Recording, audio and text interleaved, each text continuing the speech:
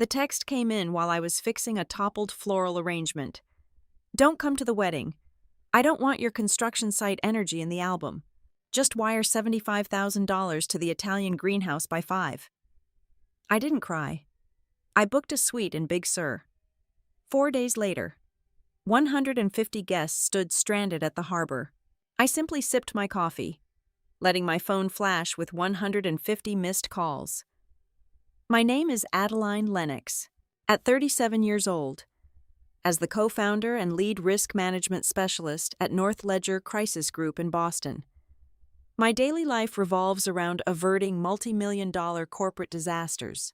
I negotiate with hostile board members, mitigate catastrophic public relations failures, and clean up the reckless messes of incredibly wealthy people. I am paid exorbitantly to be the smartest, calmest person in any room.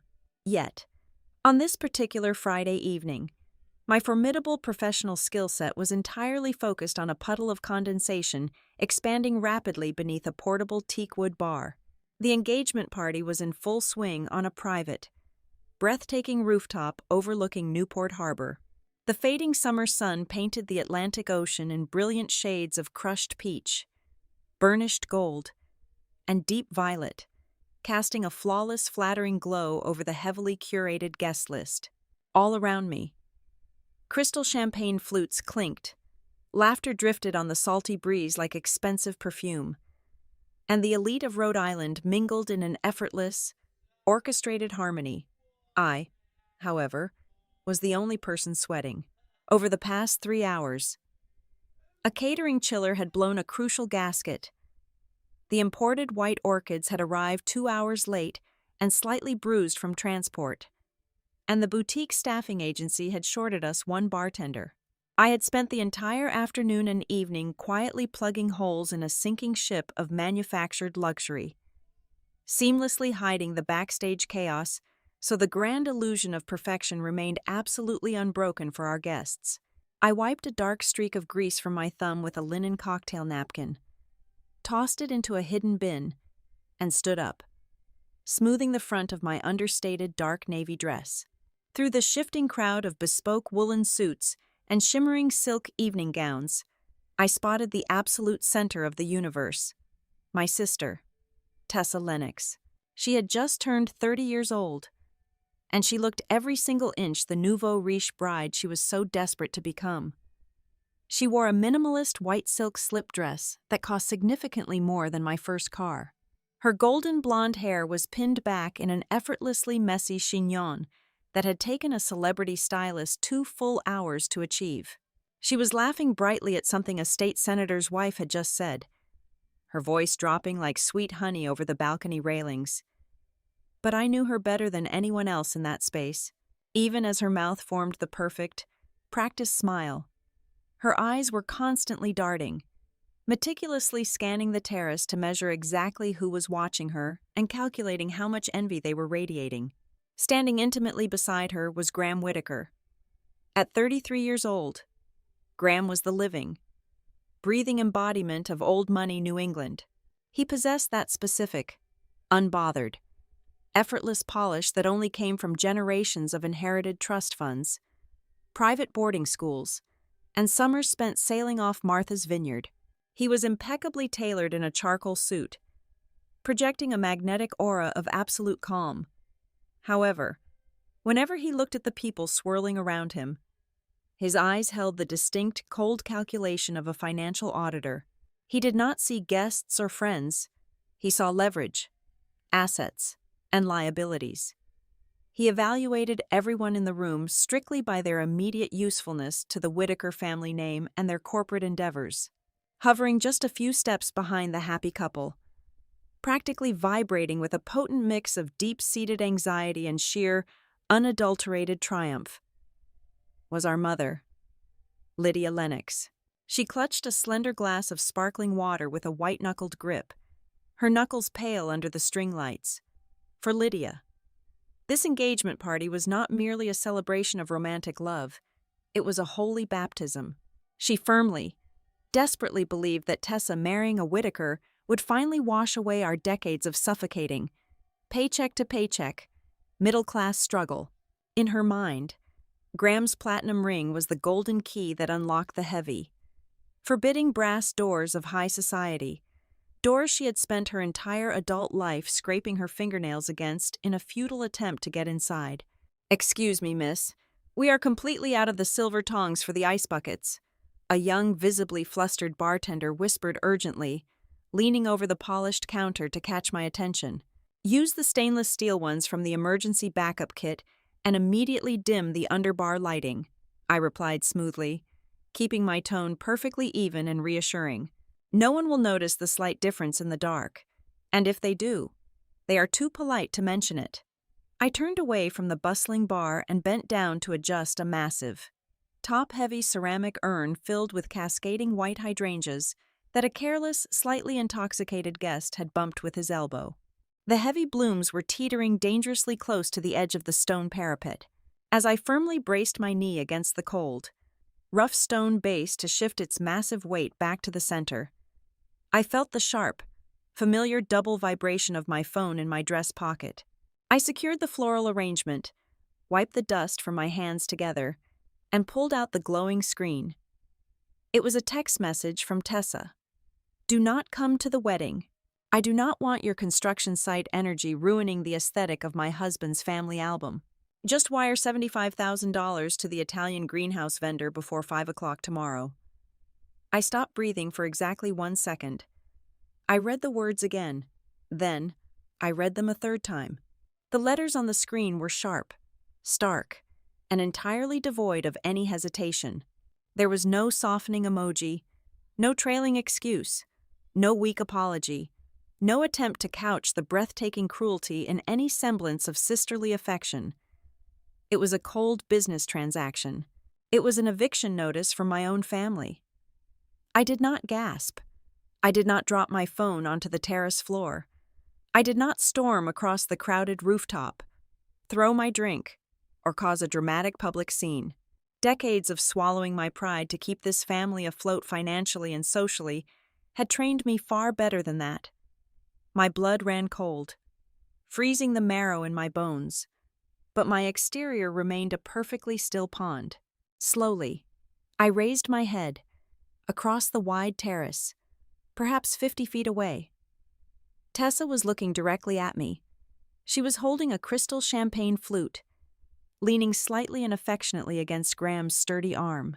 When our eyes finally met through the crowd, she offered a very small, terrifyingly polite smile.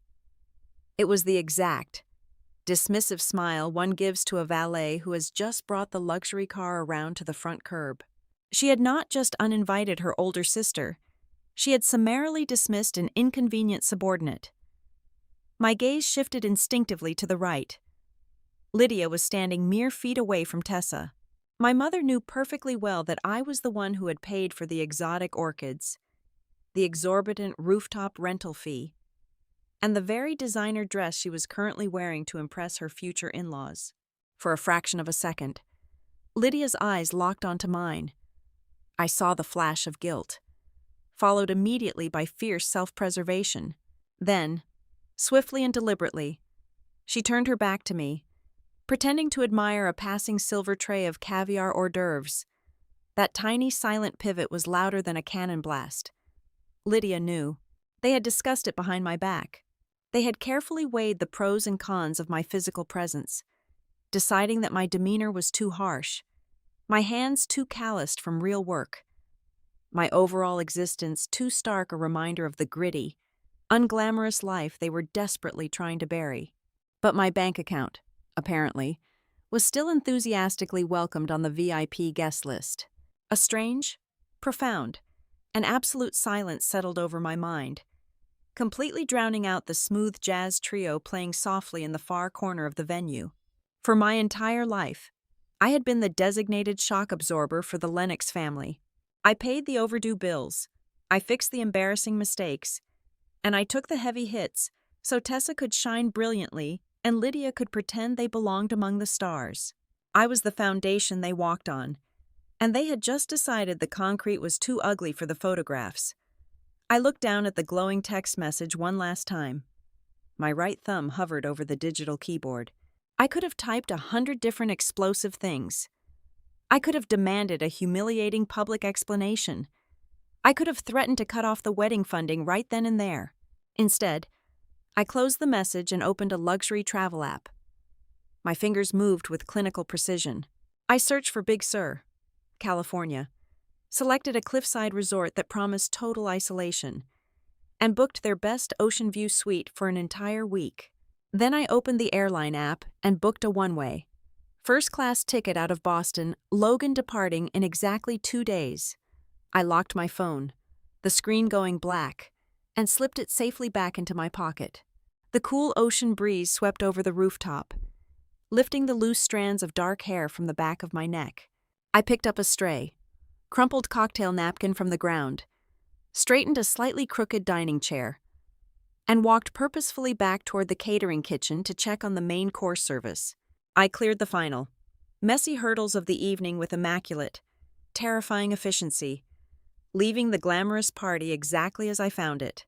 I left no trace of my burning anger, no hint of my imminent departure, and no indication whatsoever that the financial and structural foundation of Tessa Lennox's perfect manufactured world had just been quietly, irreparably shattered. The truth is, there was never a Lennox family fortune.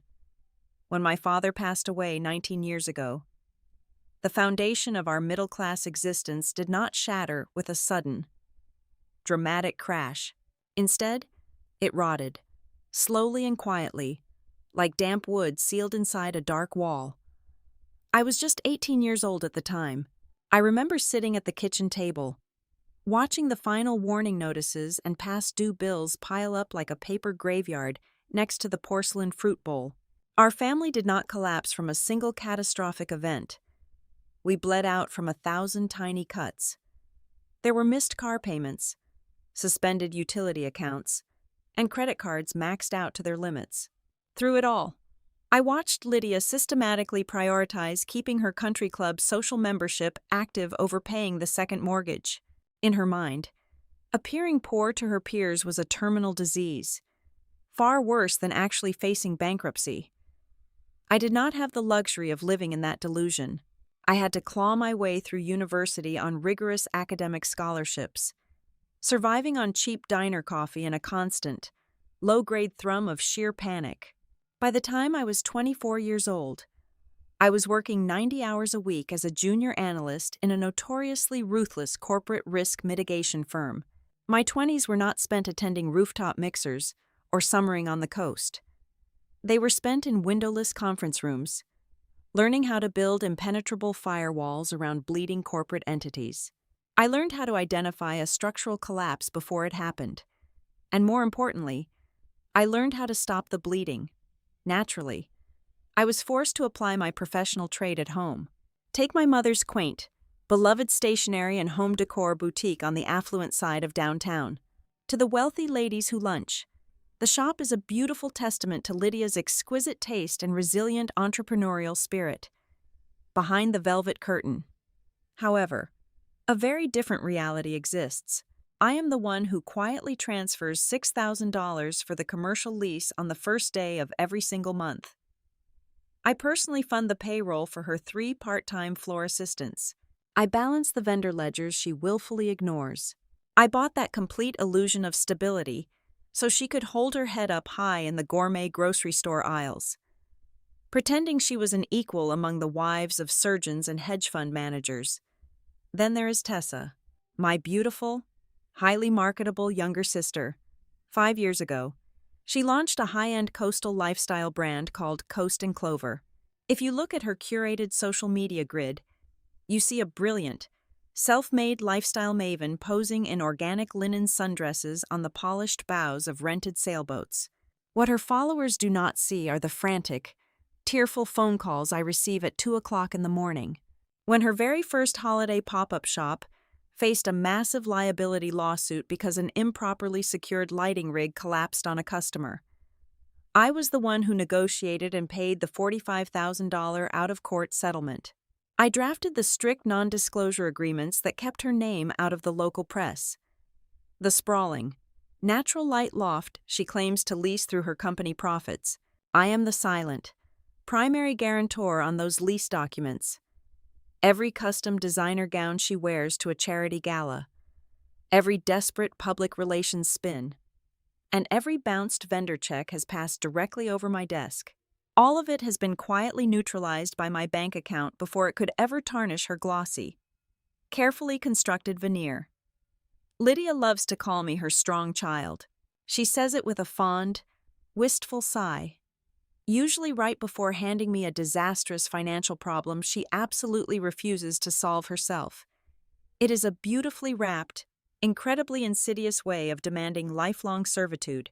In our family dynamic, being the strong child simply means you are permanently assigned the dirty work. You are elected to absorb the anxiety, carry the crushing weight of reality, and stand entirely in the shadows so the rest of the family can bask comfortably in the stage lights. They do not look at me and see a sister or a daughter. They see a utility. I am a walking, breathing insurance policy. This manufactured reality is exactly what Graham and the formidable Whitaker family bought into. They look at Tessa and see generations of quiet, unflashy wealth. They see a demure girl who inherently knows which silver fork to use for the salad course and who never, ever talks about money because, presumably, she has never had to worry about where it comes from. The Whitakers pride themselves on their exclusivity and their impeccable breeding. They are entirely oblivious to the harsh truth that the polished, elegant creature they are proudly welcoming into their blue blood dynasty is propped up entirely by the very sister they deemed too rough, too intense, and too unrefined to sit at their head table. The most glaring, breathtaking irony of my sudden excommunication lay in the very mechanics of the wedding itself. Tessa had demanded a venue that screamed of exclusive, unreachable old money. She chose Blackwell Isle.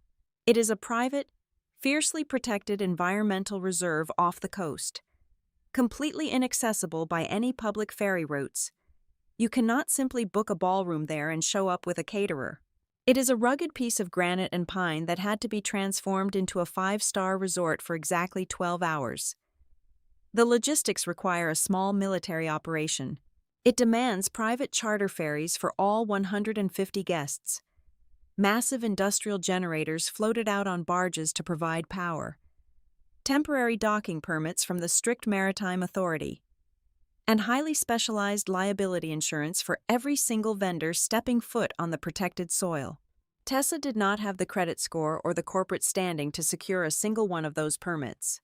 The Whitakers, despite their grand family name and vast resources, flatly refused to take on the profound legal liability for a remote island venue they had strongly advised against choosing. So, naturally, the towering stack of paperwork came directly to me. For the past 6 months, I had been the one signing the binding legal guarantees. My corporate crisis firm's pristine credit rating secured the unpredictable weather insurance. My personal financial portfolio fully backed the massive maritime transport bonds. Almost every single vital, life-giving artery of that extravagant $2 million wedding was tethered directly and legally to my name. I was the literal structural integrity of her dream day. And she had just casually texted the foundation to permanently leave the building. I bypassed the valet stand and walked 3 blocks down the steep, salt-stained cobblestone street to where I had parked my sedan. The Newport night air was thick, clinging to my skin with the heavy humidity of late summer. But inside the soundproof, hermetically sealed cabin of my car, it was perfectly climate-controlled and completely silent. I did not immediately start the engine. Instead, I reached into the back seat, retrieved my heavy leather briefcase, and opened the encrypted laptop resting on the passenger seat. I authenticated my thumbprint and logged directly into the North Ledger's secure servers. I ignored the superficial, color-coded spreadsheets outlining the aesthetic details of the wedding. I had absolutely no interest in the floral arrangements, the hand-calligraphed silk napkins, or the custom monogrammed ice sculptures. Those were trivial, cash-based expenses.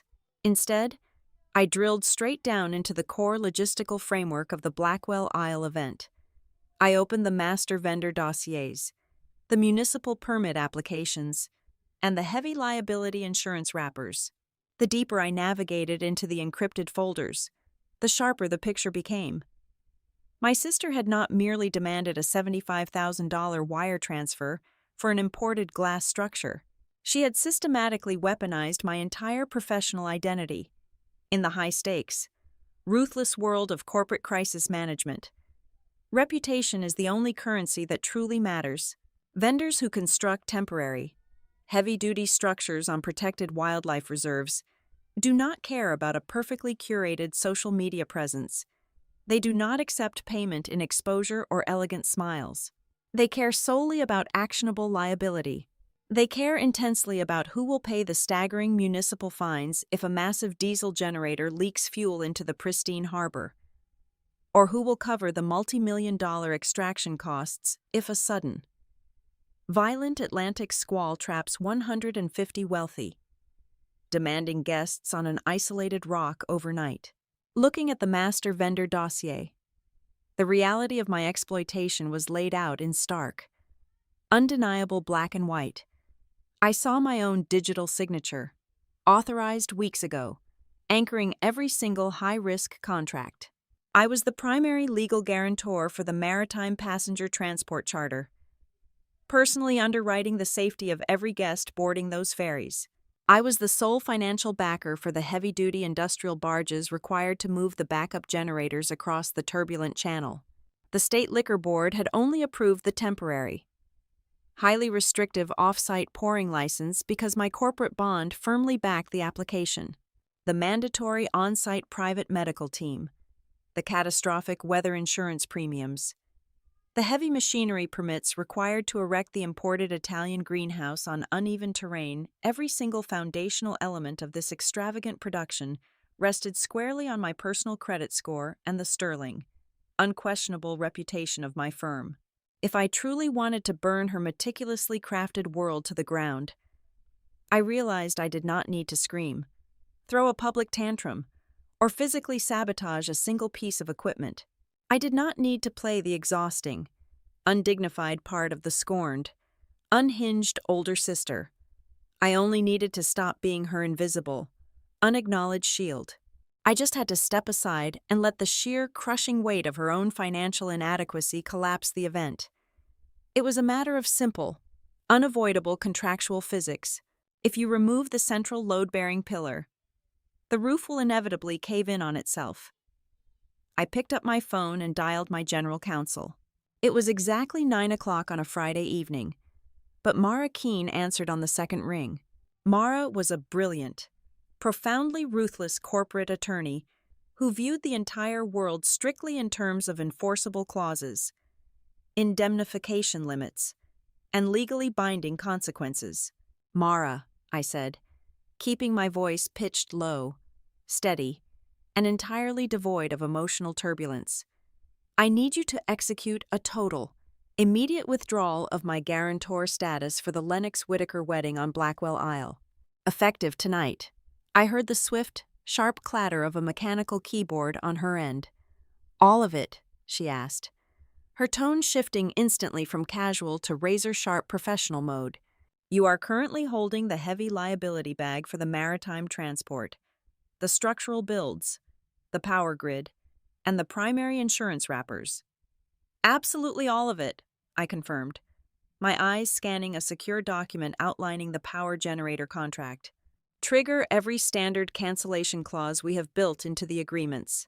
We are well within the 30-day notification window for the secondary vendors. And the primary state permits allow for an immediate guarantor substitution without penalty to the withdrawing party. I want my name, my personal financial data, and North Ledger's corporate backing completely and irrevocably scrubbed from the master file. Before Mara could even pause to ask if this sudden directive was the result of a petty family dispute, I laid down the absolute, unbreakable ground rules. Listen to me very carefully. Mara, there is to be zero retaliation. You are not to threaten anyone. You will not raise your voice, and you will not even hint at any personal malice.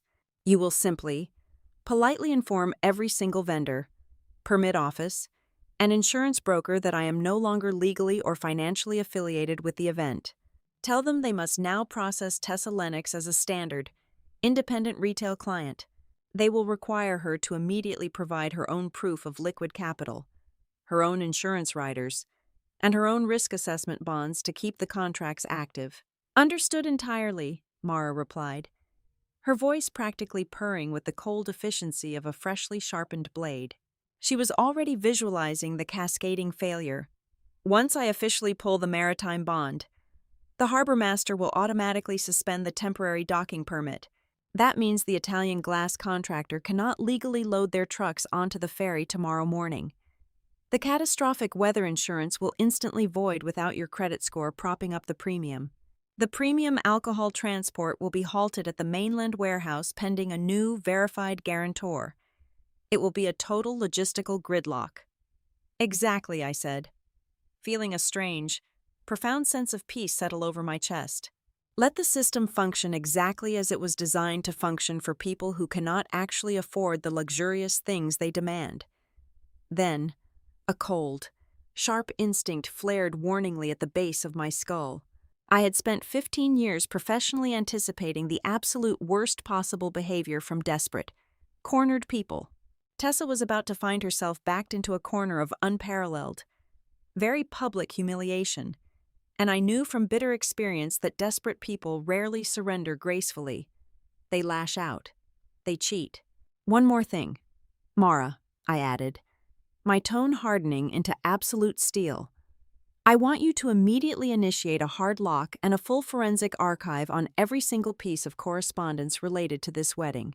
Save every email, every text message, every vendor invoice, and especially every digital signature log.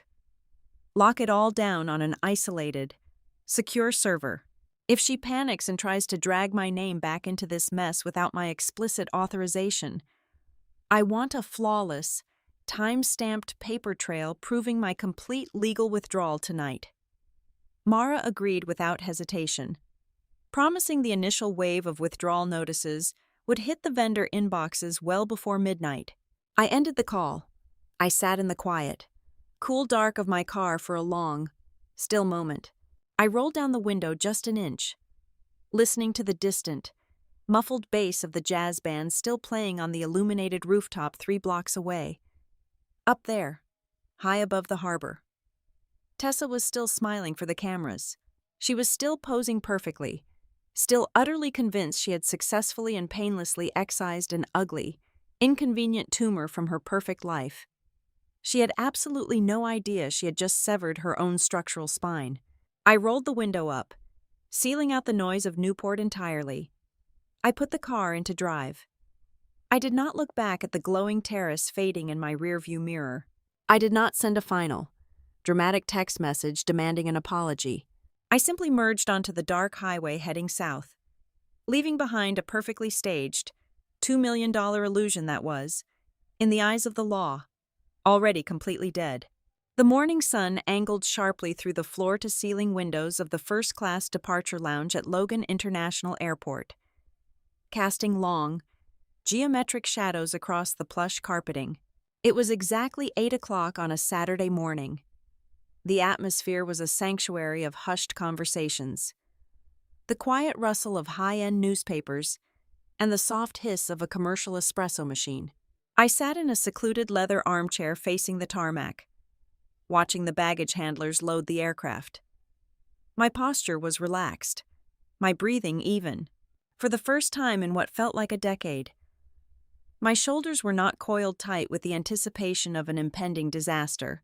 I was sipping a remarkably smooth black coffee, watching the digital departure board flip through its silent rotation, while I enjoyed the tranquility of the lounge. The first dominoes were already crashing down in Newport, miles away from my quiet corner of the world.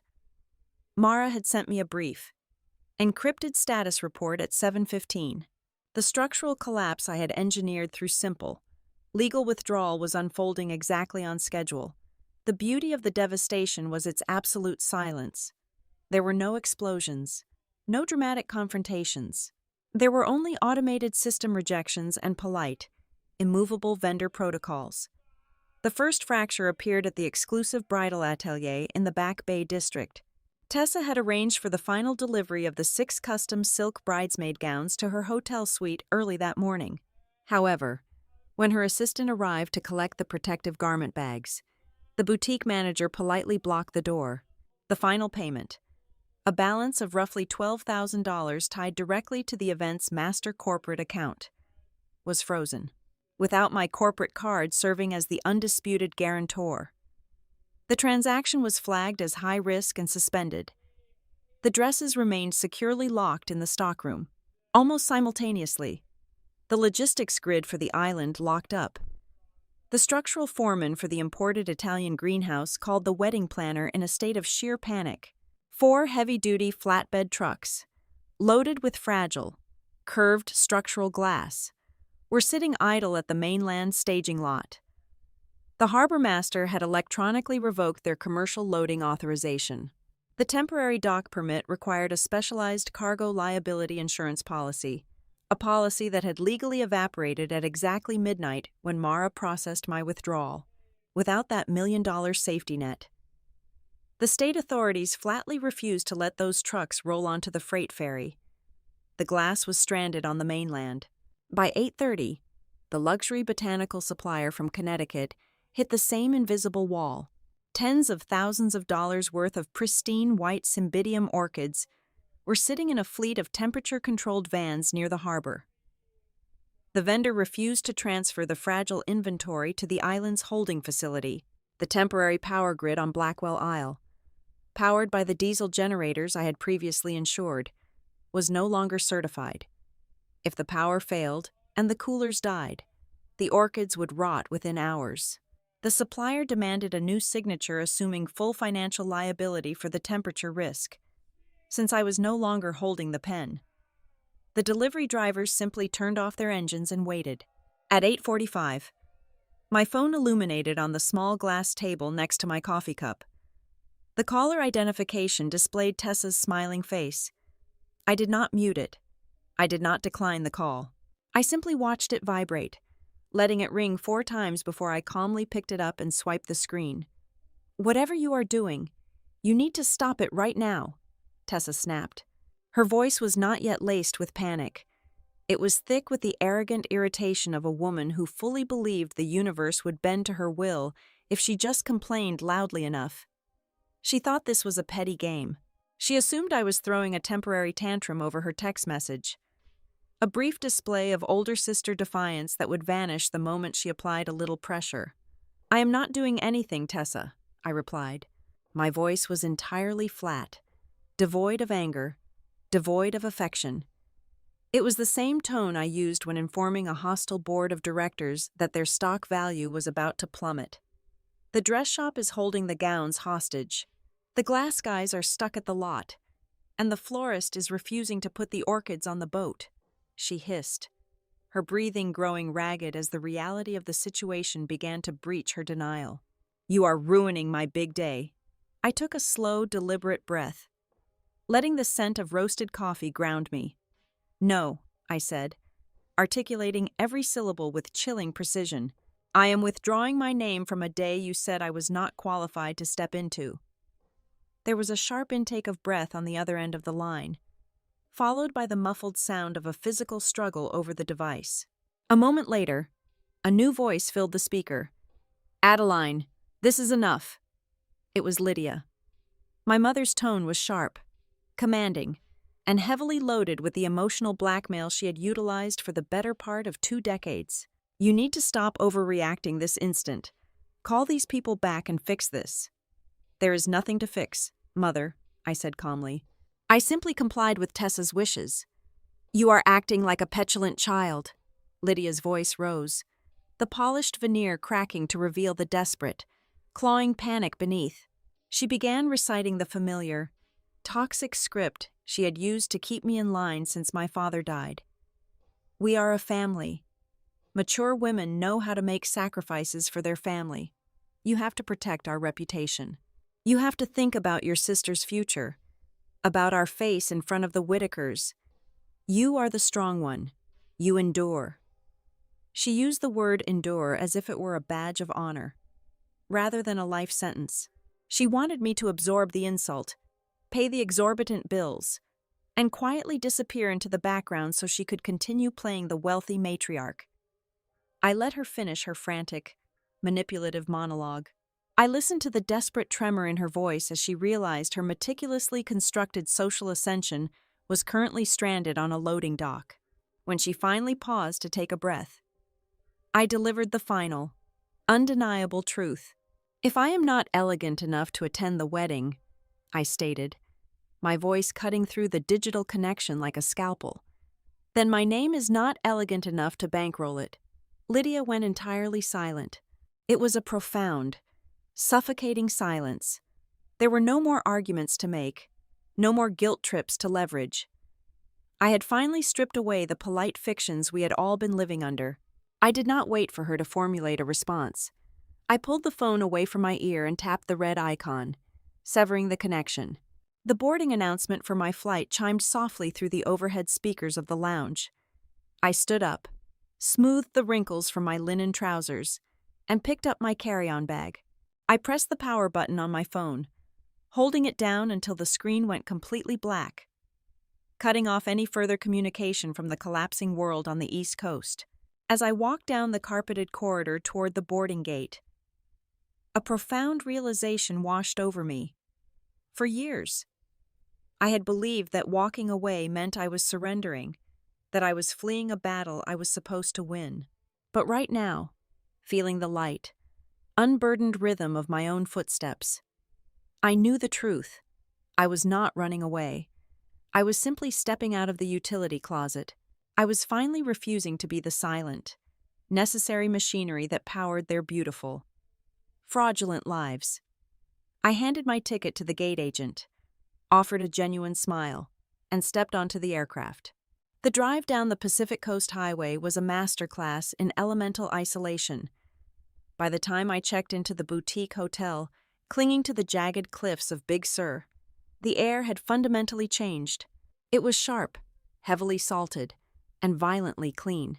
My suite was a masterpiece of understated architecture, utilizing rough-hewn cedar and expansive panes of glass that offered nothing but the vast, churning expanse of the Pacific Ocean. Below my private deck, the sea rhythmically assaulted the dark granite boulders. The sound was a heavy, relentless baseline of nature doing exactly what it was meant to do, entirely indifferent to human trivialities. I stepped onto the terrace, wrapped in a thick wool shawl against the coastal chill, holding a steaming mug of black, unadulterated coffee. I set my phone on the small teak table. I had finally turned it back on. The screen instantly illuminated, vibrating with a frantic, pulsing rhythm. The digital onslaught had officially breached the time zones. The caller identification rotated through a predictable, escalating roster of panic. First, it was Tessa, her name flashing alongside dozens of missed calls.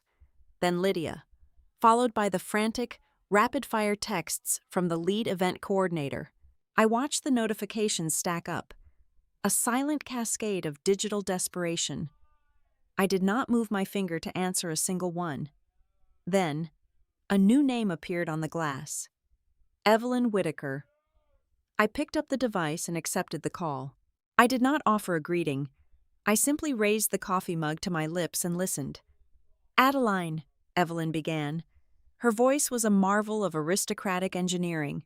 It was perfectly modulated, carrying the crisp, boarding school cadence of old New England. She did not yell. She wielded politeness like a finely serrated carving knife.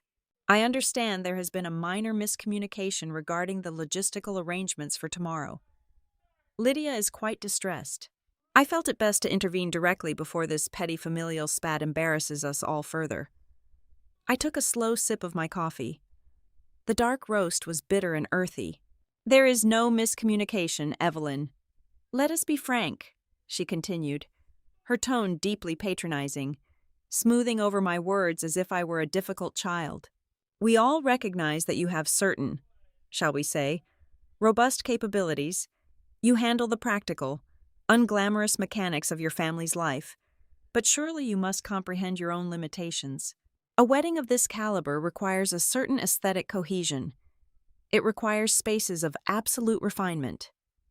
You must know your place in this dynamic. Stepping away from the photographs and the head tables was a sensible request from your sister. Sabotaging the infrastructure because your feelings were hurt is simply gauche. I leaned back against the cedar chair.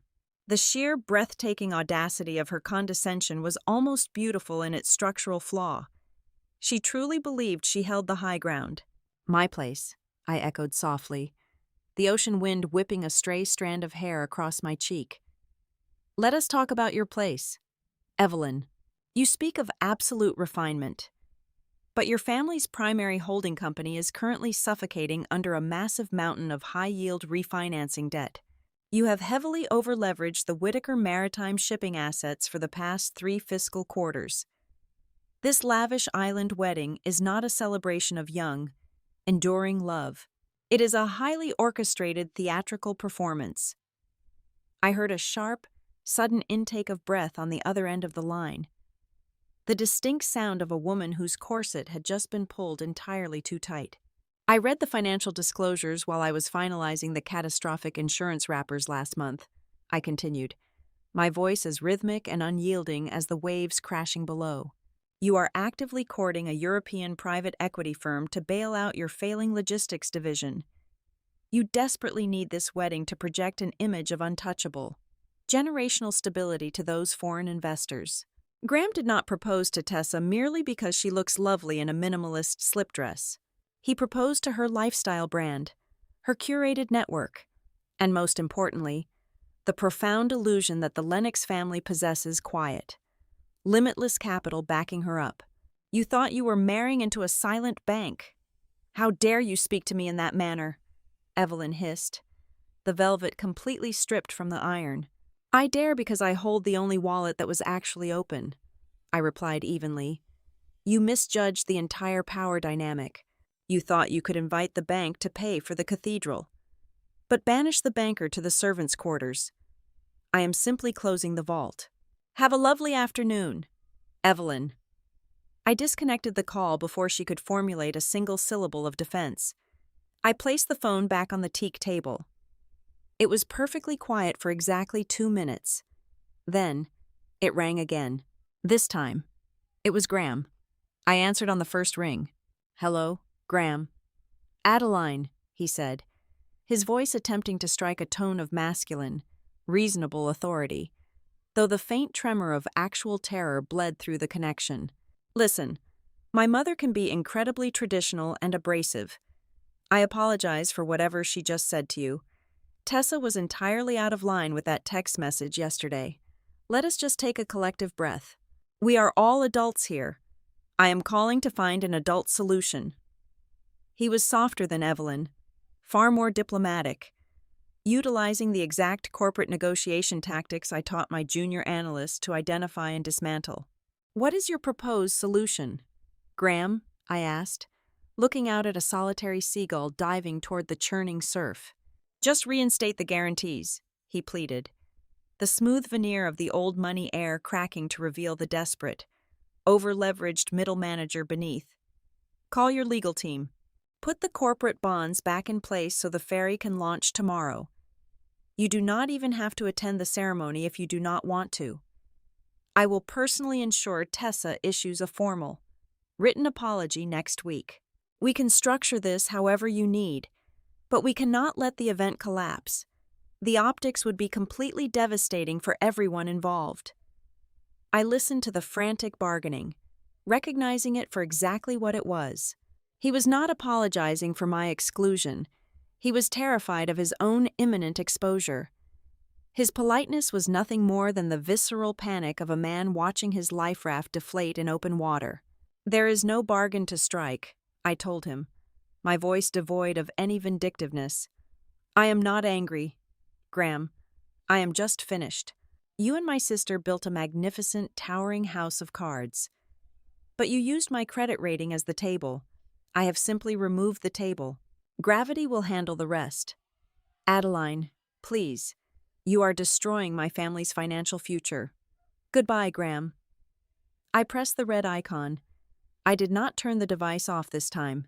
I left it resting face up on the table. watching the screen light up silently with new frantic messages, missed calls, and voicemails. I let it flash like a broken slot machine, entirely disconnected from the chaos it represented. I lifted my mug and took another long sip of coffee. The ocean stretched out before me, vast and violently indifferent to the artificial hierarchies of Newport society. The entire nature of the conflict had fundamentally shifted in my mind. This was no longer a petty tale of a rejected sibling seeking emotional retribution. It was a profound, clinical observation of a parasitic ecosystem suddenly deprived of its primary oxygen source. For decades, I had allowed myself to be utilized as the unseen machinery sustaining their delusions of grandeur. I had fed the beast of their collective vanity with my sweat, my capital, and my silence.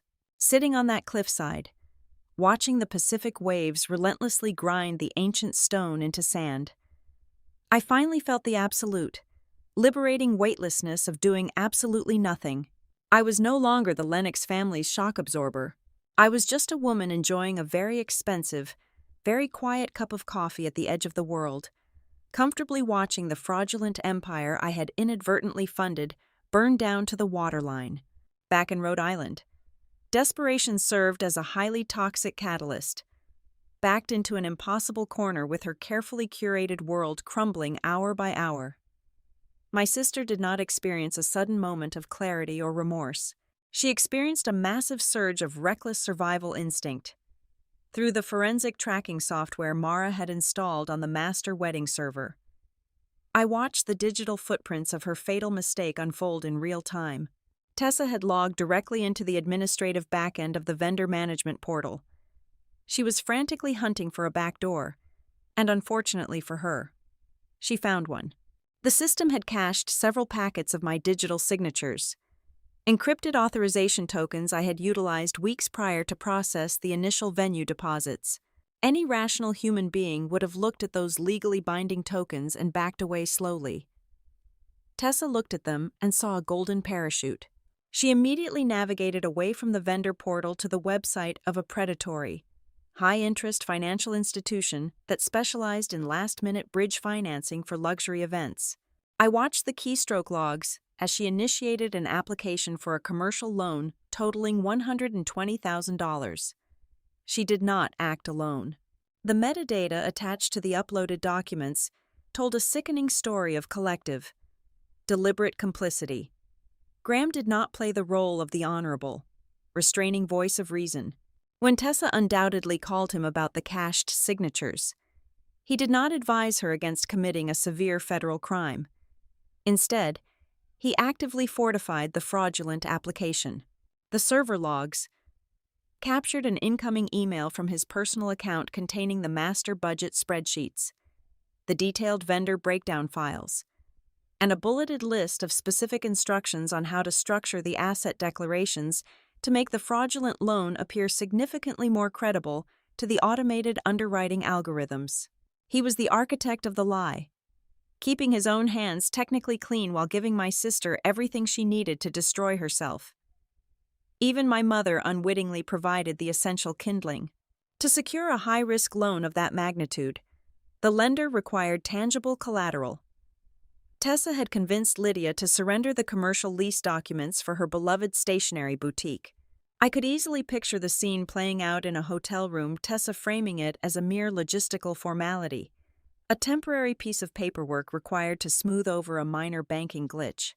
And Lydia, blinded by her desperate need to see this wedding happen, eagerly handing over the legal rights to her only source of legitimate income without reading a single liability clause. 3,000 miles away. The biometric security lock on my laptop glowed a harsh red. The proprietary fraud detection algorithms at North Ledger Crisis Group are designed to detect microscopic anomalies in global corporate acquisitions. A panicked bride trying to spoof my identity from a hotel internet connection barely registered as a challenge. The system instantly flagged the unauthorized token usage, recognized the unmatched internet protocol address, and immediately severed the data transfer, firing a high-priority alert directly to my screen and simultaneously to Mara. My phone rang within seconds. It was Mara, her voice crackling with the electric thrill of a corporate prosecutor who had just been handed a smoking gun on a silver platter. "We caught her," Mara declared, the rapid, aggressive clicking of her mechanical keyboard echoing over the line. "She just attempted to secure $120,000 using your archived digital credentials. I have the entire data packet isolated on our secure server. I am initiating the hard block protocol right now. We will shut the application down before it even hits their manual review desk." I stared at the blinking red alert on my monitor. The rhythmic sound of the Pacific Ocean crashing against the Big Sur cliffs filled the quiet space in my room. A hard block would stop the bleeding immediately. Yes, it would prevent the financial institution from releasing the funds. But it would also give Tessa room to deny everything. She could claim her computer was hacked. She could claim it was an accidental click by a wedding planner. I needed something far more absolute. I needed the trap to snap completely shut, trapping the predators inside. "Do not block it, Mara," I instructed, my voice dropping to a low, quiet register that I reserved strictly for navigating extreme corporate hostilities. The typing on the other end ceased abruptly. "Excuse me? If that loan clears underwriting, your name is legally attached to a massive sum of high-interest corporate debt. I want you to temporarily lift the firewall," I explained, leaning closer to the illuminated screen. "Let the application proceed through their technical approval process without interference. However, the exact moment the underwriting system flags the loan as approved, I want you to intercept the routing instructions. Do not let those funds hit the wedding master account under any circumstances. Reroute the entire $120,000 directly into a legally frozen North Ledger corporate escrow account. Tag the transfer strictly as disputed funds held for active fraud investigation." Mara was silent for 5 seconds as she processed the sheer, brutal elegance of the strategy. You want her to think she succeeded. You want her to cross the finish line, completely unaware that she just legally completed the act of wire fraud, and the money is locked in a vault she can never access. "Exactly," I said, feeling a cold calm wash over me. "Secure the evidence. Let her walk herself straight into the trap." "Executing the bypass now," Mara replied, her tone laced with dark, professional admiration. For the next 2 hours, I sat comfortably on the balcony, watching the horizon while my legal team orchestrated a masterpiece of digital redirection. The financial institution's automated systems, verifying the flawless North Ledger credentials we had intentionally allowed through the gate, processed the massive request with frightening speed. Shortly after 1 o'clock in the afternoon, my laptop pinged with a final, encrypted confirmation. The loan was officially approved. The funds had been wired, instantly intercepted by Mara, and irrevocably locked within our corporate escrow structure. From Tessa's perspective, however, her administrative dashboard would simply display a bright green notification reading "Approved" and confirming the wire transfer had been successfully initiated to her accounts. 15 minutes later, my phone vibrated loudly against the teak table.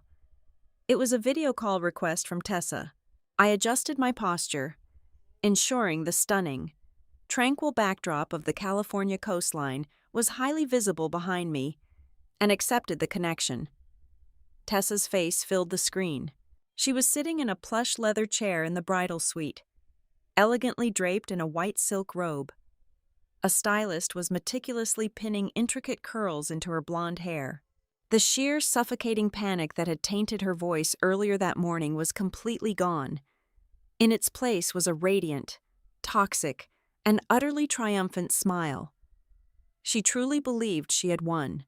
She firmly believed she had outsmarted the rigid banking systems, bypassed my punitive withdrawal, and secured the funding for her perfect day. "I just wanted to check in," Tessa said, her voice dripping with artificial sweetness, her eyes sparkling with malicious victory. "I know you were terribly worried about the logistics this morning, but I wanted you to know that you do not need to stress anymore.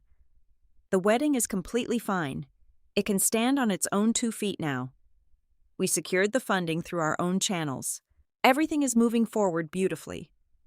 She was boasting. She was actively gloating about the very crime she had just committed against me. Entirely blind to the invisible legal guillotine suspended mere inches above her neck, I looked at her flawless makeup, the expensive pins holding her hair, and the profound, staggering arrogance shining in her eyes. There was no anger left in me at all.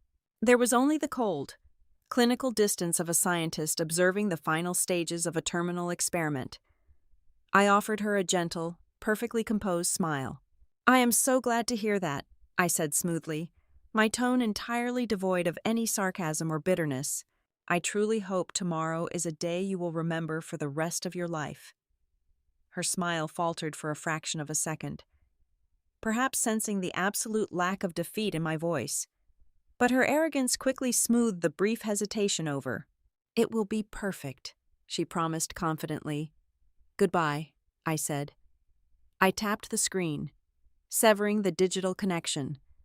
I closed the laptop, walked back out onto the terrace, and let the cold ocean wind wash over me.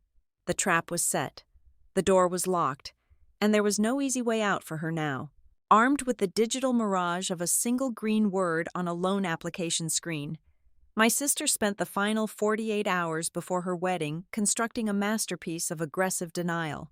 The word approved acts as a powerful narcotic for those desperate enough to inhale it. Tessa inhaled deeply. She behaved as though every logistical nightmare had been magically vanquished by her own sheer brilliance. Through the sterile, glowing window of social media, I observed her perform the role of the untouchable bride. She posted highly filtered videos of herself clinking crystal champagne flutes with her bridesmaids in their oceanfront suite. She shared meticulously angled photographs of her final makeup trial, her skin glowing with expensive highlighters and unearned confidence. She tagged luxury vendors, boasting about the exclusive island experience awaiting her guests. The entire digital narrative was dripping with an arrogant, polished invincibility. It was a spectacular, glittering theater built directly over an active sinkhole. Graham, too, fully embraced the narcotic of false security. On Friday afternoon, while the actual structural integrity of his future was silently evaporating, he took his groomsmen to the Newport Country Club for 18 holes of golf. He strode across the manicured green lawns in pristine white polo shirts, projecting the effortless dominance of a man who had successfully navigated a minor administrative hurdle. He swung his expensive titanium driver, the sharp crack of metal against the ball echoing over the ocean cliffs, completely deaf to the far more destructive cracking of his own financial foundation. He bought rounds of expensive scotch at the clubhouse. He bragged loudly to his wealthy peers about the private ferry charters and the bespoke architectural builds on Blackwell Isle. He spoke with the absolute certainty of a conqueror, completely ignoring the crucial detail that he had not actually seen a single dollar of the bridge financing deposit land into his available accounts. He assumed the banking system would simply accommodate a Whittaker because the world had always rearranged itself to catch him when he fell. He did not realize there was no safety net left. That evening, the rehearsal dinner took place in the private dining room of a historic seafood restaurant overlooking the harbor. It was a smaller, intensely curated gathering of the two families and the bridal party. Lydia sat at the head of the long oak table, radiating an almost aggressive aura of triumph. She wore a tailored designer silk suit, her chin tilted upward, her laughter ringing out just a fraction too loudly. She genuinely believed she had won the ultimate game. She looked around the room, making pointed eye contact with Evelyn Whittaker, silently asserting her newfound status as an equal. She ordered a second bottle of the $1,000 reserve wine, swirling the dark crimson liquid in her crystal glass, acting as if she had personally funded the entire evening. Lydia savored her roasted sea bass, completely and tragically oblivious to the fact that she was celebrating atop a live landmine. She did not know that the commercial lease for her beloved boutique, the dusty, floral-scented shop she had run for 20 years, the only tangible asset she possessed, was currently locked in our corporate escrow as collateral for a fraudulent loan she helped facilitate. She thought she had sacrificed my dignity for the family's survival. unaware she had actually sacrificed her own livelihood. While the Lennox and Whitaker families toasted to their glorious, shared future, the invisible machinery of the real world finally ground to a violent, definitive halt. The first payment processing attempts triggered exactly at the close of the business day. The automated accounting software utilized by the premium vendors began pinging the newly provided financial routing numbers for the final non-refundable balances. Every single request slammed into a solid brick wall. The Maritime Transport Company attempted to pull the $50,000 charter fee for the guest ferries. The transaction was instantly declined. The structural engineering firm ran the balance for the island greenhouse installation. Declined. The industrial equipment supplier tried to authorize the massive diesel generators necessary to power the event. Declined. The botanical cold storage facility, the high-end catering kitchen, the private medical detail. All of them received the exact same automated rejection codes, without capital. The romantic illusion immediately died, replaced by the cold, unforgiving protocols of contract law. Blackwell Isle is not a public park. It is a highly regulated environmental sanctuary. When the liability insurance and the infrastructure payments failed simultaneously, the State Maritime Authority and the Island Management Board initiated their strict dark site protocol. By nightfall, the entire island was officially locked down. The management team canceled all scheduled security and hospitality personnel. They physically padlocked the primary docking slips. They killed the main breaker to the small administrative building, leaving the island completely dark, swallowed by the black water of the Atlantic. They issued a hard directive to the mainland harbor master: absolutely zero wedding-related vessels, contractors, or guests were permitted to breach the marine perimeter. The dream venue was now a fortified, inaccessible rock. Tessa was not entirely blind. The frantic voicemails from her event planner must have been stacking up on her phone. She knew, on some primal level, that the vendors were growing restless. However, her defense mechanism was breathtaking in its audacity. She deliberately skipped the final site walkthrough scheduled for Friday evening. She spent the evening in her suite, surrounded by tissue paper and silk, aggressively curating a reality that no longer existed. She told her frantic planner that she simply trusted their vision and needed her beauty rest. In her twisted logic, acknowledging the problem would make it real. She convinced herself that if she just put on the designer dress, commanded her fleet of luxury vehicles, and arrived at the terminal with 150 wealthy guests, the sheer social pressure of the moment would force the vendors to comply. She believed they would not dare humiliate a beautiful bride in front of the New England elite. She fundamentally mistook service industry professionalism for servitude. 3,000 miles away, the Big Sur night was quiet and deeply cold. I sat in the plush armchair in my suite, the only light coming from the gentle glow of my phone screen. Every 30 minutes, a secure encrypted message arrived from Mara. They were brief, surgical, and entirely devoid of emotion.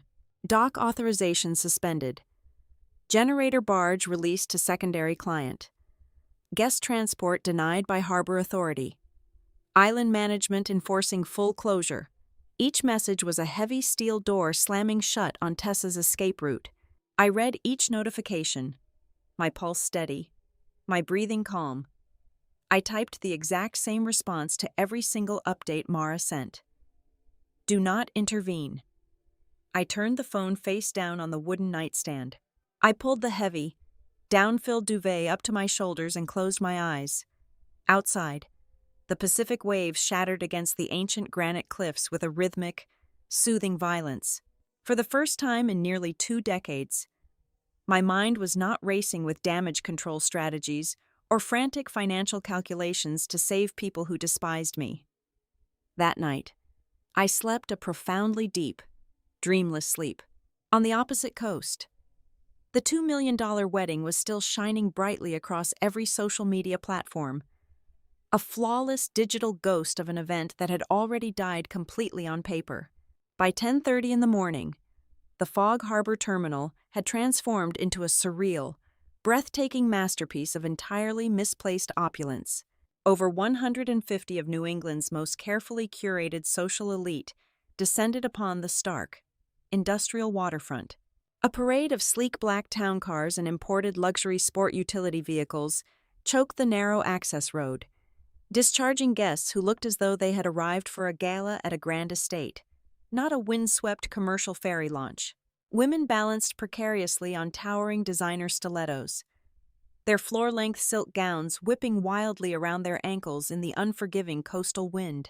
Men in meticulously tailored, bespoke tuxedos adjusted their silk bow ties and checked heavy platinum watches, their expressions shifting from polite anticipation to mild, aristocratic irritation. They had been promised a seamless, luxurious transition to an exclusive island paradise. They expected to be greeted by a string quartet playing softly over the sound of the tide. They anticipated smiling attendants in crisp uniforms, holding silver trays heavily laden with vintage champagne and crystal flutes. Instead, the harbor was eerily silent. There were no sprawling arches of imported white orchids flanking the entrance. There was no music. There were no attendants. There was only the sharp, briny smell of low tide mixed with the heavy exhaust of diesel engines, the rhythmic slapping of heavy nautical ropes against the rusted metal mooring cleats, and a handful of burly, high-visibility vest-wearing dock workers standing at a very deliberate, safe distance behind a chain-link barrier. The stark contrast between the glittering, diamond-draped crowd and the gritty, unpolished reality of the commercial dock was visually jarring. A cinematic portrait of high society suddenly stripped of its protective velvet ropes. The crowd instinctively funneled into the cavernous, concrete waiting terminal, seeking shelter from the biting Atlantic wind and answers for the bizarre lack of hospitality.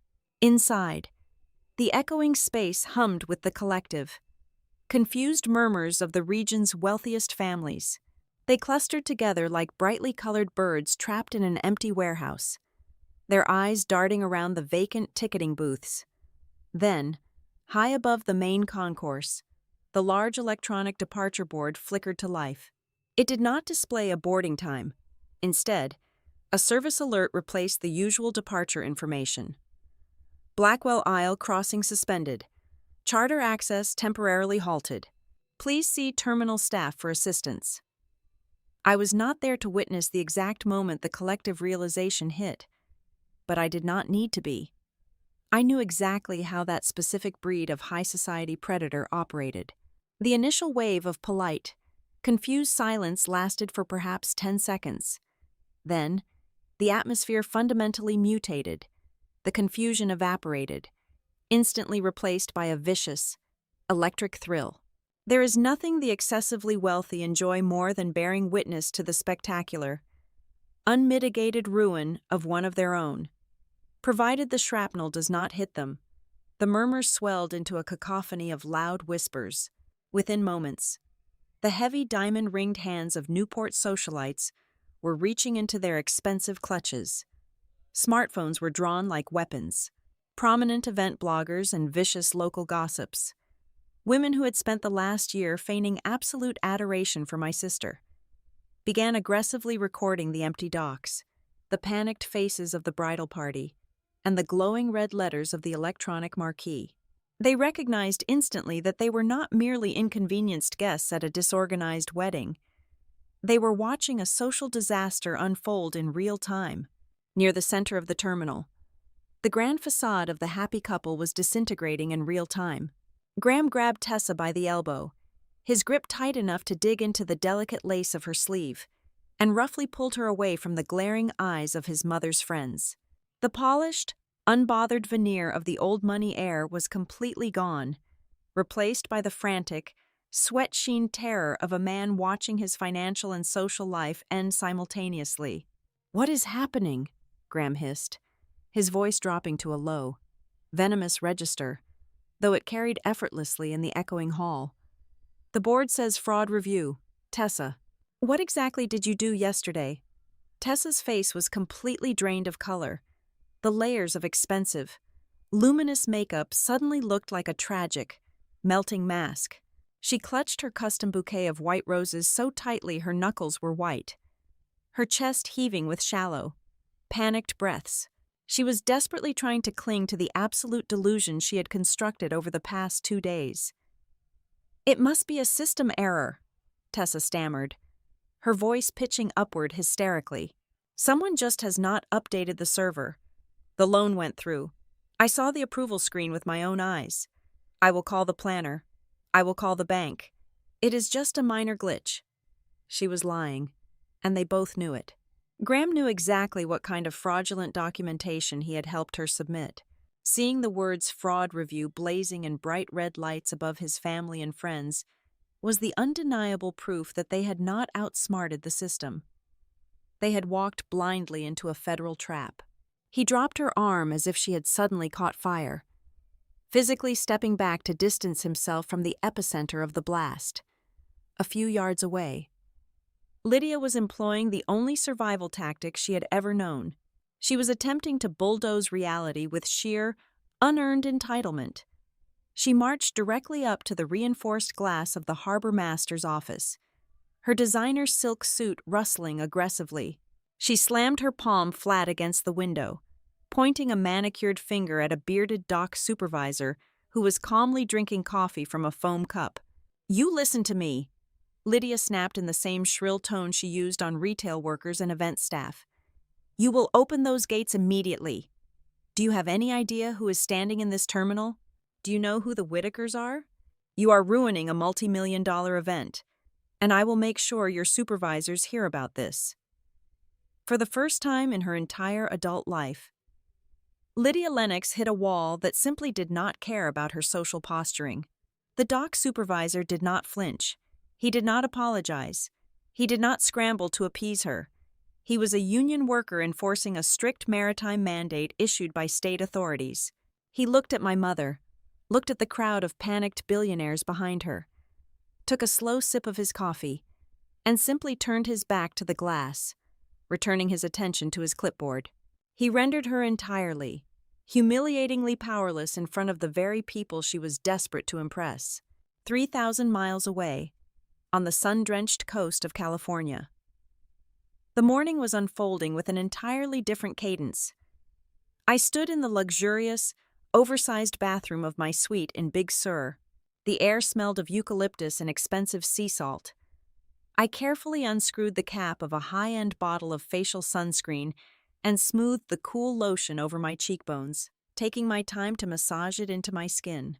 The reflection in the mirror showed a woman who looked genuinely rested. The perpetual, dark exhaustion of carrying a family's dead weight finally fading from beneath my eyes.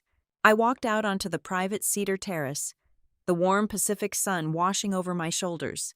I picked up my black coffee mug, the ceramic warm and grounding in my palm. My phone rested exactly where I had left it on the teak table. I reached out and tapped the screen, shifting the device into the absolute silence of Do Not Disturb mode. I did not open the messaging applications. I did not check my secure corporate email server. I simply watched the lock screen. The digital counter for missed calls and unread messages was no longer just a number. It was alive. Pulsing panic meter. 110. 125. 140. The numbers ticked upward with a frantic, accelerating rhythm. A silent, glowing testament to the sheer magnitude of the disaster detonating on the East Coast. I took a slow, deep sip of the dark roast coffee. The flavor was sharp and perfect. This was the beautiful, agonizing midpoint of the explosion. The legal authorities had not yet arrived to process the fraudulent loan. The vendors had not yet filed their massive civil lawsuits for breach of contract and lost wages. The true, crippling financial devastation was still hovering just over the horizon. But the social execution was happening right now, in real time. The brilliant, flawless armor of prestige and wealth they had spent years meticulously building out of my blood and my bank accounts was shattering loudly, violently, and very publicly, right in the exact center of the crowd they had intended to use as their glorious coronation. Even with my phone muted, the screen lit up with a relentless rhythm. I sat on the sun-warmed cedar deck in Big Sur, watching the transcriptions of voicemails and text messages roll across the glass like a ticker tape of a stock market crash. The digital onslaught painted a hyper-realistic picture of the collapse unfolding 3,000 miles away. The initial wave was pure, unfiltered rage. They were threats masquerading as authority. Tessa left a screaming audio message accusing me of deliberate malicious sabotage. Lydia followed immediately, her voice shrill and breaking, shouting that I was destroying our family's reputation and that I would never be forgiven. Then came Graham. His text message was sterile and entirely hollow. He promised immediate and severe legal consequences. He threatened to sue my firm for breach of contract, utterly failing to grasp that there was no contract left to breach. But rage requires an audience, and their audience was rapidly evaporating. Through the frantic, fragmented updates forwarded by my loyal legal team monitoring the situation, the social slaughter at Fog Harbor Terminal became vividly clear. The second wave of the collapse was pure, unadulterated panic. The Newport elite do not linger in spaces tainted by failure. The moment the digital sign confirmed a fraud investigation, the exodus began. The wealthy guests simply turned around, their silk gowns rustling as they marched briskly back to their waiting town cars. The bridesmaids, terrified of being immortalized in the background of a viral social media video, quietly abandoned their custom bouquets on the concrete floor and vanished into the crowd. They scattered like perfectly manicured mice fleeing a sinking ship. Then, the Whitaker family executed their own brutal amputation. Evelyn Whitaker did not waste time with tears or public screaming. She operates with the cold precision of a military general, standing amidst the chaotic terminal. She turned to her private chauffeur. She spoke clearly, ensuring her perfectly modulated voice carried effortlessly over the murmuring crowd and directly into Lydia's ears. "Bring the car around immediately," Evelyn commanded. "We are leaving. I will not allow the Whitaker name to sink alongside a bunch of high-class pretenders." With that single, devastating sentence, she officially severed the bloodline. She reduced my mother's lifelong aspiration to a dirty punchline and walked out the glass doors without looking back. Graham, desperate to salvage his own rapidly disintegrating reputation in front of his retreating peers, attempted a final, cowardly maneuver. In the middle of the terminal, he loudly began to deny any knowledge of the funding issues, aggressively shifting the entirety of the blame onto Tessa. He proclaimed that he had been entirely deceived by the Lennox family. However, his theatrical performance was abruptly cut short. He opened his secure email application to check his correspondence with Tessa, desperately hoping to find evidence to clear his name. Instead, he found the automated digital footprint receipt from the high-interest lender. The metadata attached to the $120,000 loan application pointed directly back to the exact mobile device he was holding in his hand. He had used that same phone to approve the fake budget files. The color completely drained from his face as he realized his digital fingerprints were all over the murder weapon. He could not throw Tessa under the bus without throwing himself directly under the wheels. At that exact same moment, the financial shockwave finally hit Lydia.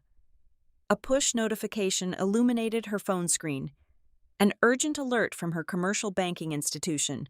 I could picture her perfectly manicured hands shaking as she opened the encrypted message. It was a formal notification that a strict legal recourse lien had just been attached to the commercial lease of her beloved stationery boutique.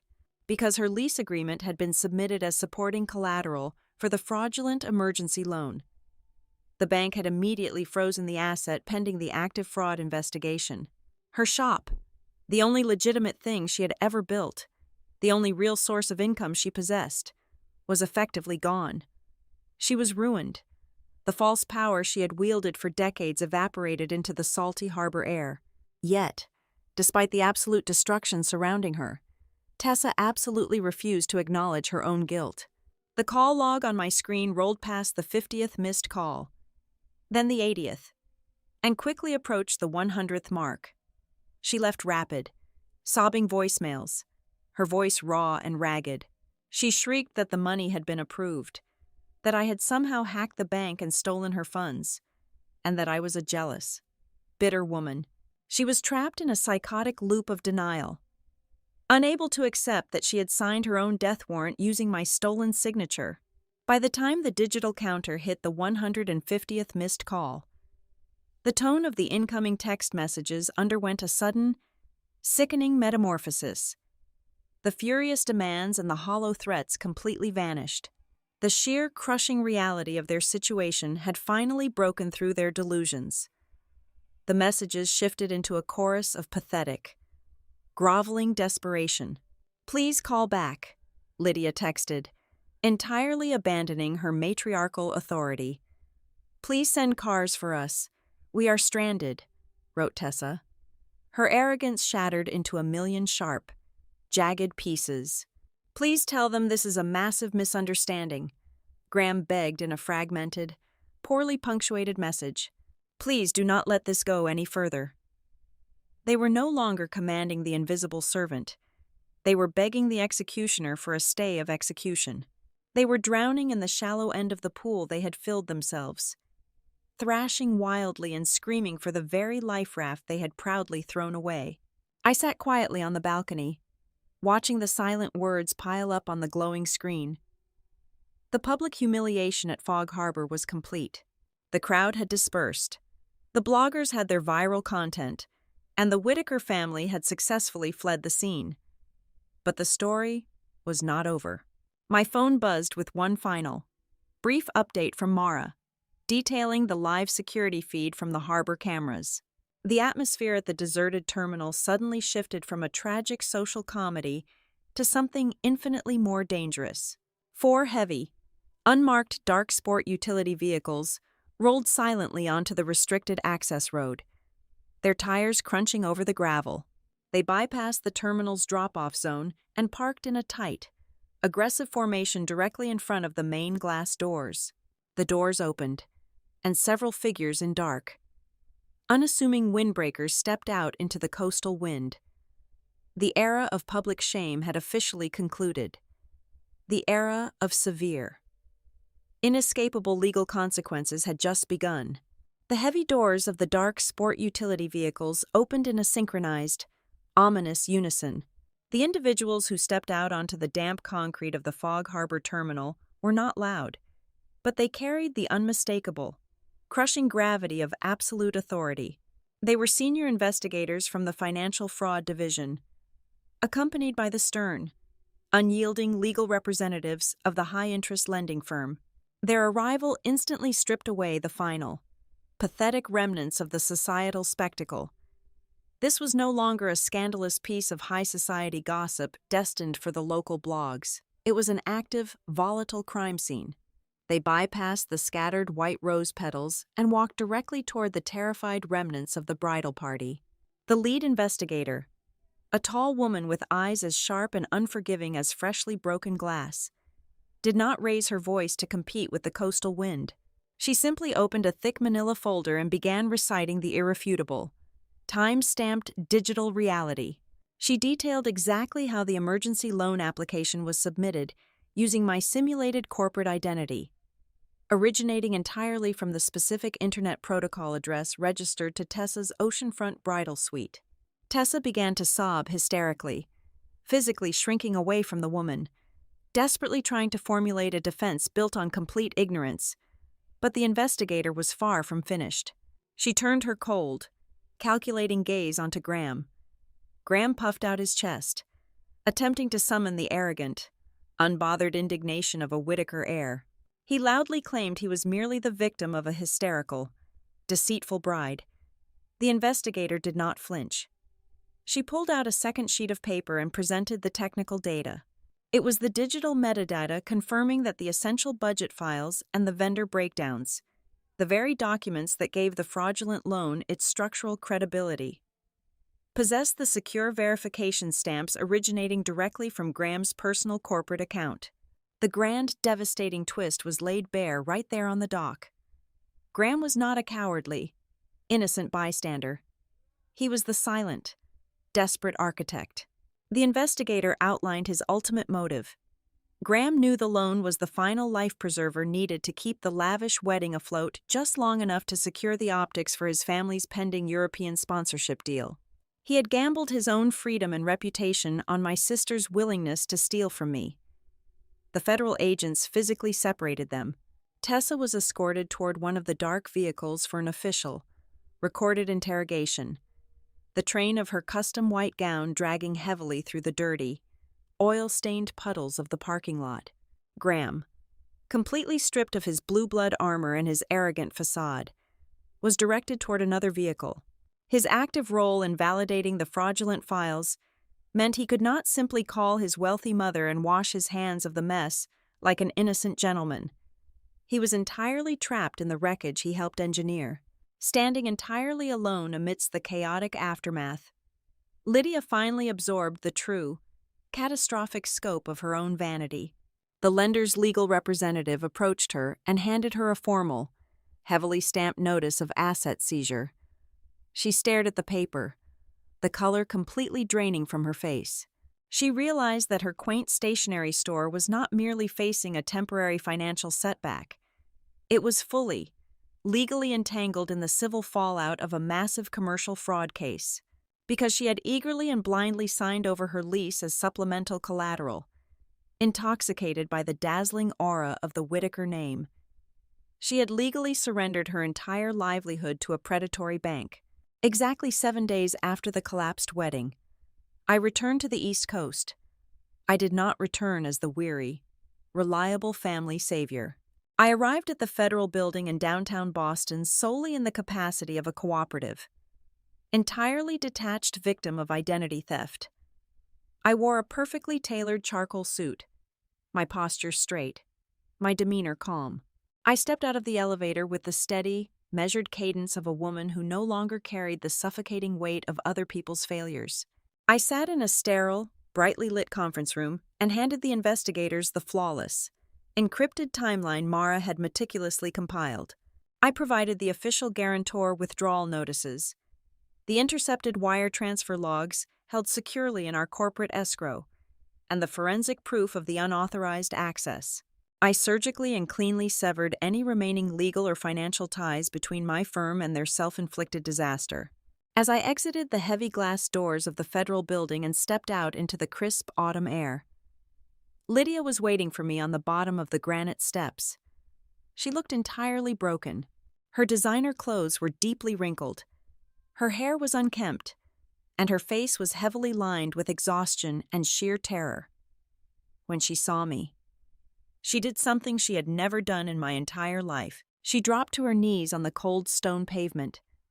She reached out with trembling hands, grabbing the hem of my wool coat, weeping openly in front of passing strangers.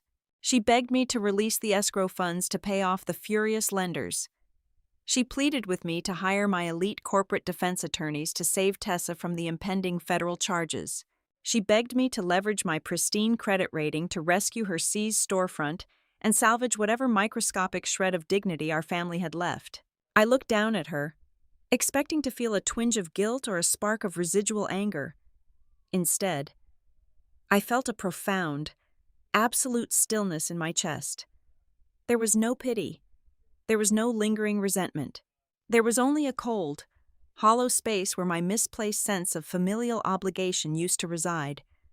I gently but firmly pulled the fabric of my coat from her frantic grasp and took a deliberate step back. "I will not pay your debts, Mother," I said, my voice perfectly quiet but resonating with absolute, unshakable finality. "I will not act as your financial guarantor. I will never again use my money to bend the consequences of your actions, or Tessa's actions, into something comfortable." I turned away from her sobbing form and walked down the busy street toward my waiting car. I reached into my pocket, pulled out my phone, and permanently blocked every single phone number associated with my mother, my sister, and the Whitaker family. I slipped into the back seat of the sedan, the heavy door closing with a solid, comforting thud, sealing me in absolute, peaceful silence. As the car merged into the flowing city traffic, I finally understood the undeniable truth, the most powerful, devastating thing I had ever done was not orchestrating the cancellation of a $2 million wedding. The true power was simply stepping aside and refusing to be the structural foundation for people who only ever loved the contents of my wallet far more than they ever loved me. Thank you so much for listening to my story today. Where are you tuning in from right now?